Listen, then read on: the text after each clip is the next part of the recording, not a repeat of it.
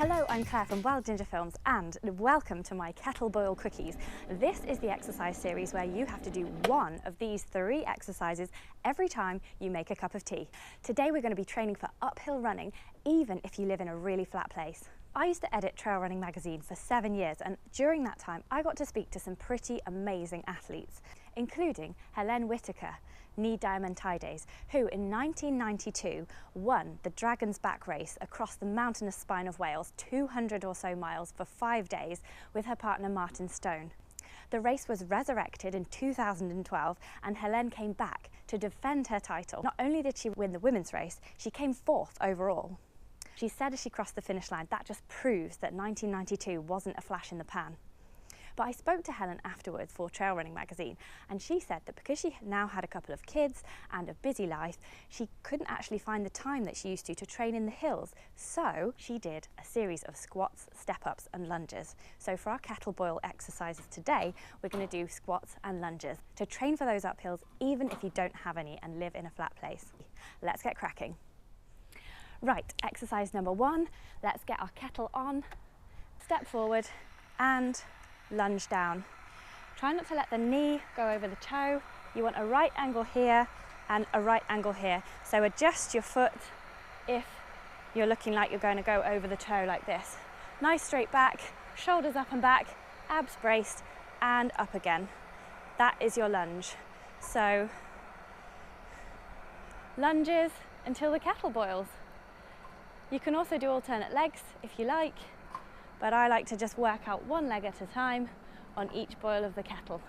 You've just got to remember which leg it is. Otherwise you'll have one really strong leg and one not so strong. It's also a good one for balance, this.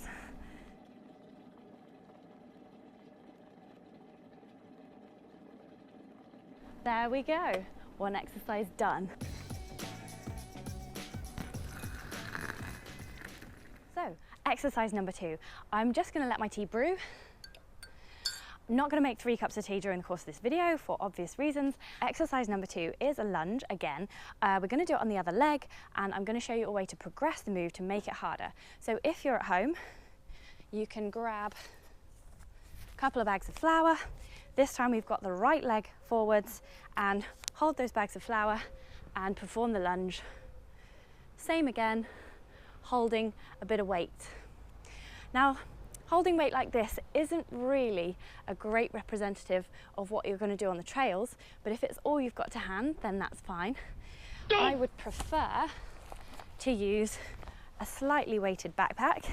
So I'd weight it down with some water and I'd just pop it on and perform the lunge again with some weight there.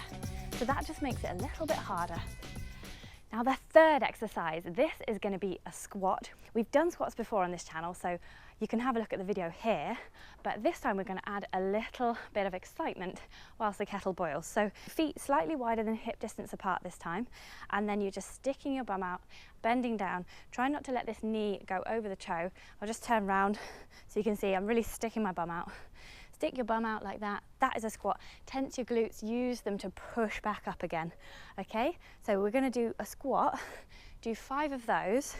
2, 3, 4, 5.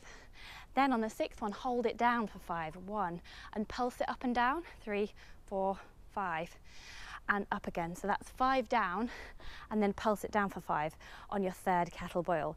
Those will get your bum muscles and your leg muscles really strong for running up hills. So there you go, 3 brilliant exercises to strengthen your legs for running uphill and a brilliant cup of tea. What could be better? If you like these exercises, you might like some other things on my channel too. I've got nutrition advice, I've got coaching advice from elite athletes, there's inspirational races and routes that you might like to try, and I'm also doing a Q&A series, so just type your questions below and I will use my 7 years of experience editing Trail Running magazine to answer your questions as best I can. Thank you very much for watching, and I will see you on the trails or in a cafe with a cup of tea and hopefully a bit of cake too.